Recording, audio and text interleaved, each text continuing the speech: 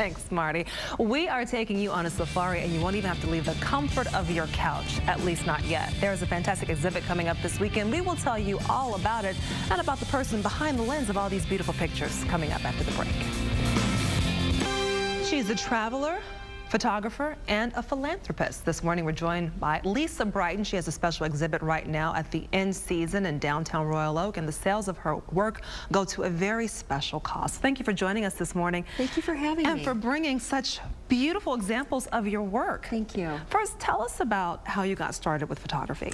Well, it was a passion for me in high school with, believe it or not, the yearbook and the school newspaper, and then followed that through to college. And then once I graduated from college, just decided to upgrade equipment and keep taking classes and then incorporate that into my travel.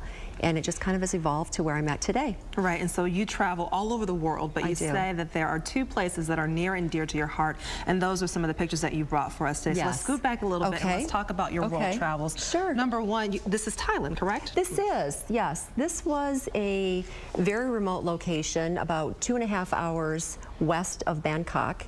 And I'd been at a floating market, and this is a typical day for the women there. They get in their long-tail boats, and they sell fruit and flowers and whatnot. And this looks staged, but it wasn't. These women basically just floated up, and I had my camera right there, and I got the shot. And it worked out great. They're actually looking at a boat coming down river that was bringing coffee to them. Oh, it was their coffee break. That's why they lost interest in me. No matter where you are in the world, when coffee is coming, everybody stops. That's right. That's right. Yes. And this is beautiful. I love her eyes. It is a little girl, right? It is. Oh, right. She is, I should say, yes. This was in northern Thailand. I was in Chiang Mai, and this little sweetheart was actually playing with a dog, and I was watching her from across the street, and she turned and looked at me, and first frame, that was the look she gave me. And it just, I think, says everything about her and her determination and just willfulness, excuse me. Yeah. What is it about Thailand that speaks to you? I think it's the history, the temples, the beautiful beaches, the friendliness of the people that live there.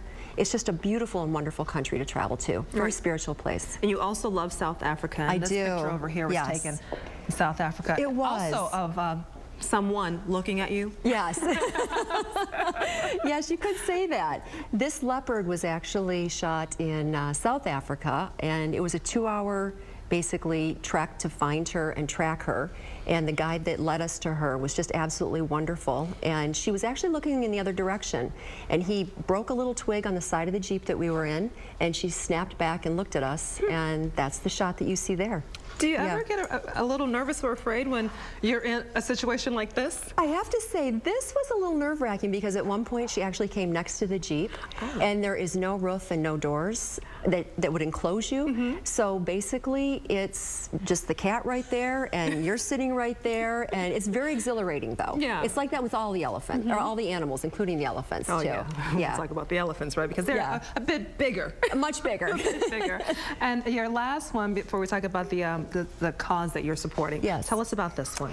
This was just a sweet little picture. I was on a yoga retreat in Costa Rica, and I was actually photographing 2 twin little girls that had been eating blue candy, and they wanted their picture taken on one side of the street, and on this side of the street, this little sweetheart was poking her eyes up and just watching what was going on, and I happened to just catch it when I turned and looked at her. Right, so tell us about the organization that will be helped by the sales of your photography. Thank you. Children Incorporated is an international organization that supports 17,000 children worldwide in 24 countries, and it's a sponsorship mentorship program where, for example, I've been a mentor to a young girl in Kentucky for 12 years. We exchange letters. I have flown down to see her a couple of times, but I pay a monthly sponsorship which goes towards food, educational needs, healthcare, clothing, and it's just a nice way to connect with children all around the world, whether they're here in the United States or in other countries, without leaving, like you said before, the comfort of your own home. All right, and the exhibit runs through the 22nd of this month. It does. At the In-Season Cafe in Royal Oak. Okay, and that's at 500 East 4th Street in Royal Oak. Yes. Just very quickly before we run out of time, average price of pieces of your art, I know that they probably run the gamut, but... They vary, but this collection that you're seeing here from $200 to $400. Wonderful. Thank you so very much. Thank you for having me. It's been a pleasure. Same here. Thank you. Love the little trek, too. Thank you. To go on a safari. And we have all the information on our website at myfoxdetroit.com.